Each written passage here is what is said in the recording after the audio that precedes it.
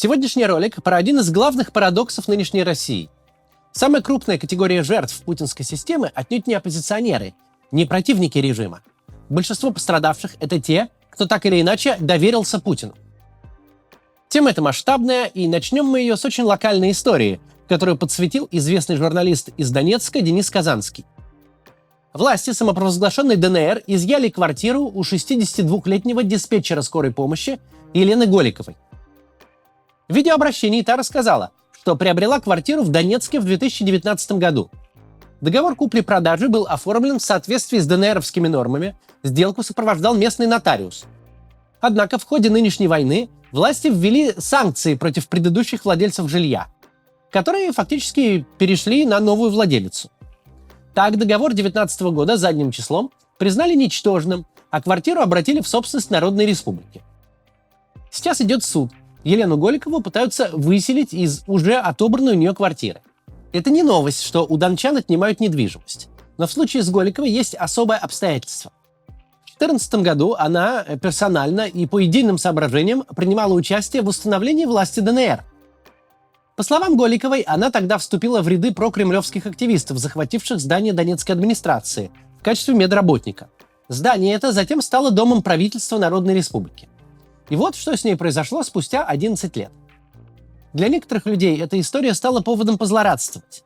Для нас же это повод поговорить о масштабном и сложном явлении, о государственном каннибализме, когда система ест своих, и в гораздо больших количествах, чем чужих.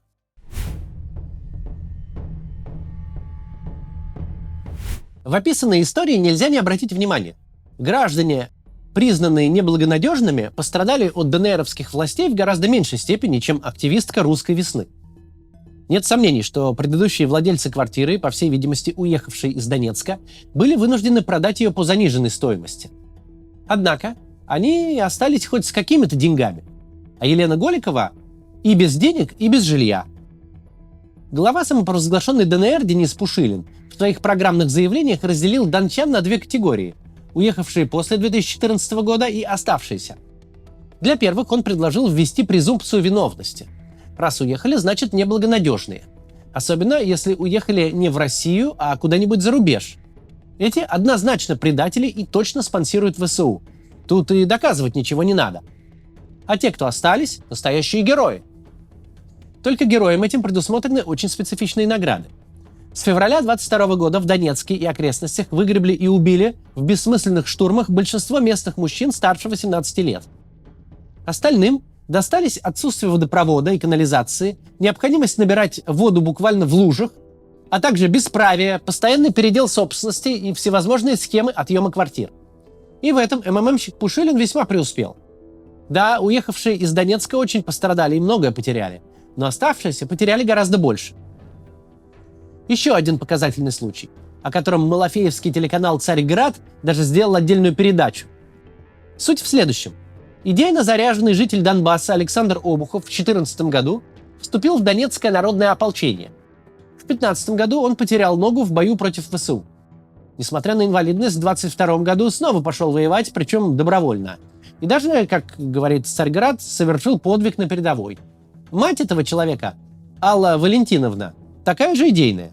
В 2014 году она участвовала в организации прокремлевского референдума в донбасском городке Селидово. Казалось бы, в пропагандистском конструкте это героиня и мать героя. Однако в 2025 году пожилую женщину не пропустили в Россию и поставили запрет на въезд в страну на 50 лет. Когда одни Z-блогеры подняли на эту тему шум, другие нашли рациональное объяснение. Мол, украинские каратели должны были Обухову казнить еще в 2014-м за организацию референдума. Но почему-то не казнили. Подозрительно. После 22-го киевские власти эвакуировали ее из Селидова, а потом выпустили в Европу, откуда она направилась в Россию.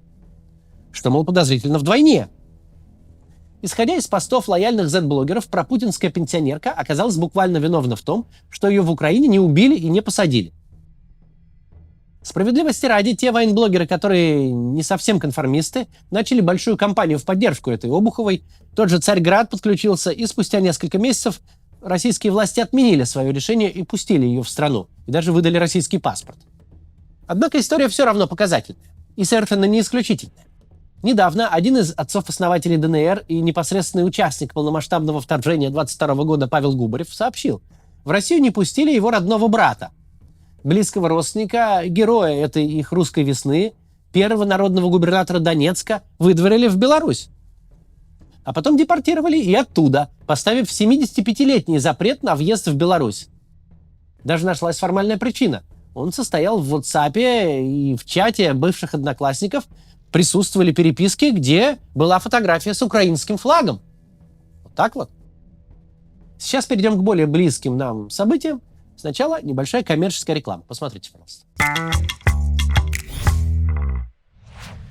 Иммиграция в США – тема, в которой можно запросто потеряться. Формы, сроки, переводы, разные мнения от знакомых-знакомых – все это чаще мешает, чем помогает. На самом же деле успешный переезд начинается прежде всего с понятного плана. Именно его помогает сформировать M&M Document. Это команда, которая помогает получить грин-карту, то есть постоянный вид на жительство в США через визу талантов. С правом жить, работать и получить паспорт через 5 лет. M&M специализируется на иммиграционных программах EB-1 и EB-2 NIW. Для получения одобрения по ним вам не понадобится работодатель, не требуется сверхдостижений вроде Оскара или Нобелевки. Это программа для тех, у кого есть профессиональный опыт и реальные достижения в своей сфере. Вы можете быть как IT-специалистом, так и врачом, ученым, руководителем, архитектором, спортсменом или просто профессионалом своего дела. Список подходящих специальностей и критериев гораздо шире, чем многие думают. Весь процесс от оценки шансов и выстраивания стратегии до подачи петиции и получения грин-карты команда берет на себя. M&M не действует по набору шаблонов, а точечно работает с каждым кейсом. Офис компании находится в Нью-Йорке. Их специалисты хорошо понимают, как проходит процесс одобрения. У них был опыт работы со сложными кейсами и с другими иммиграционными программами. А 6 июля компании исполнилось 3 года. В честь дня рождения они сделали скидку в 20% на подготовку кейса по программам EB-1 и EB-2 NIW. Чтобы узнать, подходит ли ваш случай для этих программ, оставьте заявку по ссылке в описании. С вами свяжутся, подробно расскажут, как все устроено. Вы сможете записаться на консультацию с экспертами, которые дадут вам четкий план действий, рекомендации и, при необходимости, сопроводят при подготовке кейса и помогут получить грин-карту. Скидка в 20% действует только до 1 сентября. Успейте ее получить, ссылка в описании. Спасибо, что смотрите рекламу, она позволяет каналу продолжать оставаться независимым. Продолжим.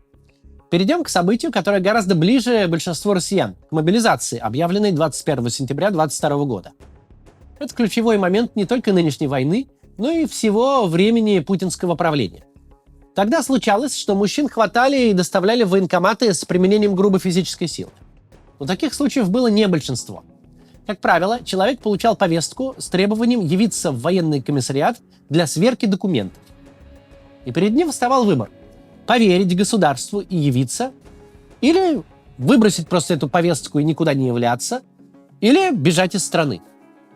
Вспомним, насколько изобретательными были пропагандисты в издевательствах над уехавшими изменниками. Соловьев и команда чуть ли не соревновались между собой в изысканности оскорблений. Итак, мы потеряли 1,5 миллиона внезапно обретших новую родину, ощутивших себя казахами, армянами, узбеками, таджиками, киргизами, грузинами и получившие медаль за штурм.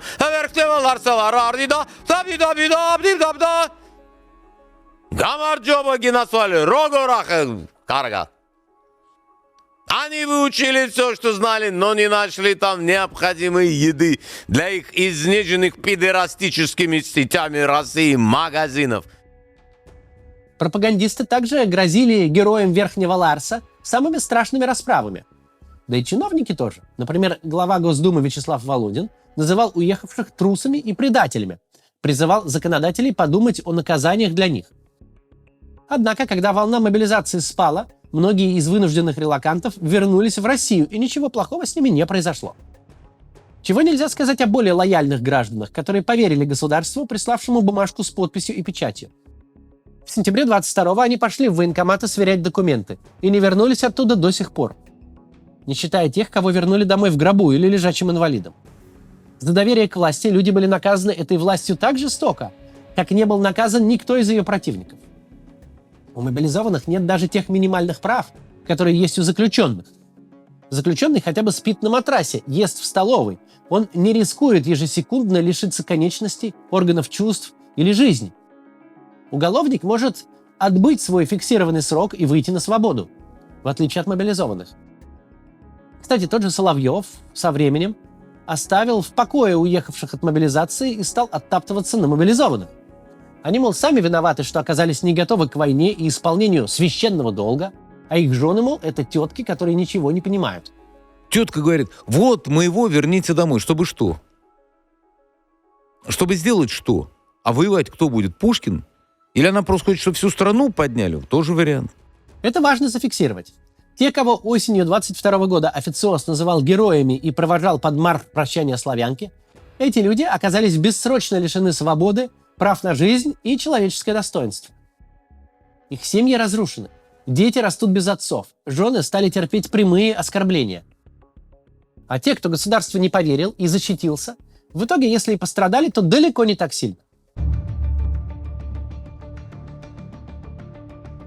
Живя в России, безусловно, нельзя не осознавать опасность оппозиционной активности. Но существует неумолимая статистика. За оппозиционность приговоры получают тысячи россиян, а зачастую это штрафы. А вот те, кто так или иначе доверился путинской системе, погибают и пропадают без вести сотнями тысяч. Попутно знакомиться с такими понятиями, как мясной штурм, обнуление, посадить на яму и пытать тапиком.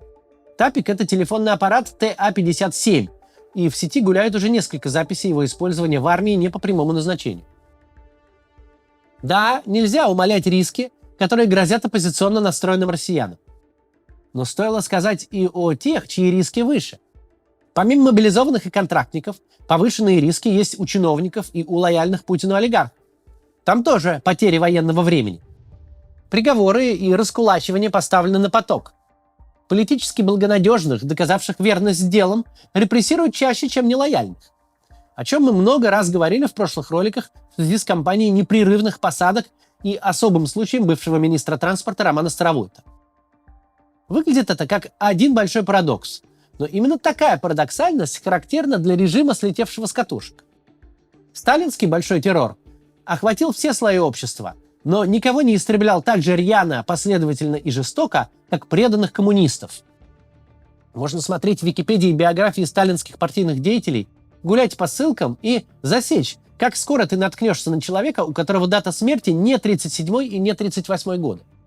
Можно долго гулять и не наткнуться. Суммируя сказанное, будь ты рядовой житель самопровозглашенной республики или деятель русской весны, просто российский мужчина трудоспособного возраста или путинский номенклатурщик, олигарх или высший военный чин, во многих случаях доверие и лояльность оказываются более опасными, чем недоверие и нелояльность. Хорошо задумавшись об этом, сложно не прийти к выводу. Главный архитектор нынешней политической системы не нужен во главе государства как противникам режима, так и его сторонникам. До войны от него, пожалуй, можно было дождаться благодарности за верность кому-то, кто был ему верен. Теперь это не так. Верность или даже просто доверие Путину выходит боком каждому. До завтра.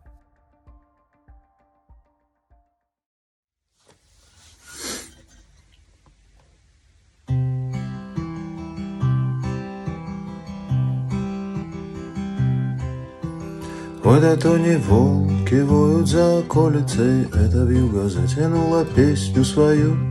Ты не плачь, сыночек, ты успокойся, баю, баю, баю, баюшки, баю, баю, баю, баю, баюшки, баю. Злобной вьюги зря боишься ты, сыночка, просто слишком мал еще ты и душою чист. Есть у нас страшнее враг, моя кровиночка, этот враг, сыночек, укронацист. От него проклятого все наши невзгоды, если бы не он, могли бы жить, не тужить. Очень жаль, Ванюша, что тебе лишь 3 года, и не можешь ты пойти укропов крошить. Баюшки, баю, баюшки, баю, ничего нет лучше смерти в бою, ничего нет лучше смерти в бою. Баю, баюшки, баю. А твой средний брат стал, Ванюша, предателем. Боже, его грешного спаси и прости.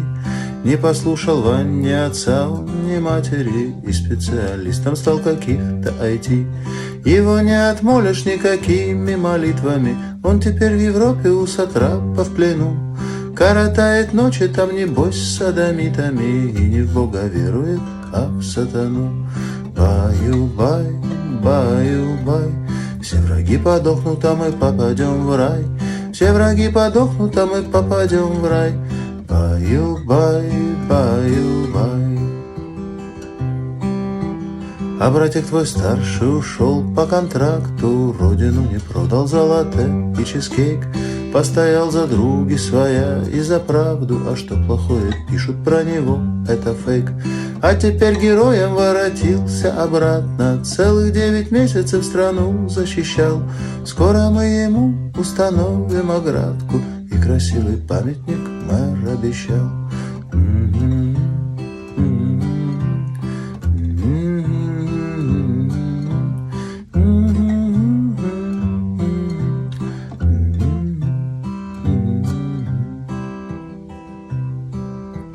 Я про брата Ваня так скажу тебе, милый, светлую о нем память в сердце храня. Для того, сыночек, я вам жизнь подарила, чтобы отдавали вы ее за меня. Быть должна я, Ванечка, сильна и упряма, у победы, Ванечка, такая цена. Может быть, не очень я хорошая мама, но зато великая, сынок, я страна. Но зато великая я, Ваня, страна.